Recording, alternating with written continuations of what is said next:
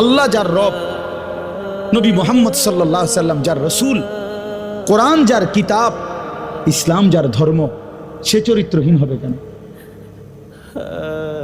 কিসের অভাবে আমরা নষ্ট হয়ে গেলাম? কিসের অভাবে বরবাদ হলাম? চারটি সর্বশ্রেষ্ঠ নিয়ামত, আল্লাহ সর্বশ্রেষ্ঠ, নবী সাল্লাল্লাহু আলাইহি সাল্লাম সর্বশ্রেষ্ঠ, কোরআন সর্বশ্রেষ্ঠ, ইসলাম সর্বশ্রেষ্ঠ। চারটি সর্বশ্রেষ্ঠ নিয়ামত আমার আপনার কাছে থাকার পরেও আমি চরিত্রহীন হলাম কেন? আমি বরবাদ হব কেন? ফেরেশতারা জিজ্ঞাসা তো করবে। বিশ্বাস করেন, এই বেটা, এত বড় চারটি শ্রেষ্ঠ সম্পদ থাকার পরে তুই কেমনে জাহান্নামী হইলি? তুই কেন জাহান্নামী হইলি বান্দা? কেন না ফরমানি করলি? কিসের অভাব?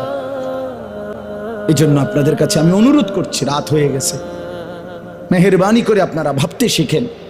আখেরাত যদি আমরা ভুলে যাই, আল্লাহকে যদি আমরা ভুলে যাই, আমাদের মৃত্যু পরবর্তী যদি জিন্দেগি ভুলে যাই, তো এই মুসলমান পরিচয় দিয়ে হলোটা কি? এই ইমানের পরিচয় দিয়ে হলোটা কি? আমারে আল্লাহ মোমেনের ঘরে দিয়ে লাভটা হলো কি? কোরআনুল কারীমে আছে, ফাবিআইয়ি হাদিসিন বা'দাহু ইউমিনুন। শুনতেছেন? আল্লাহ তাআলা বলেন, বান্দা, আমি আমার সর্বশ্রেষ্ঠ কথা কোরআন 23টা বছরে নাজিল করেছি। এই কোরআন আমার কালাম, 23 বছরে আমি আমার রাসূলকে তোমাদের জন্য পাঠিয়েছি।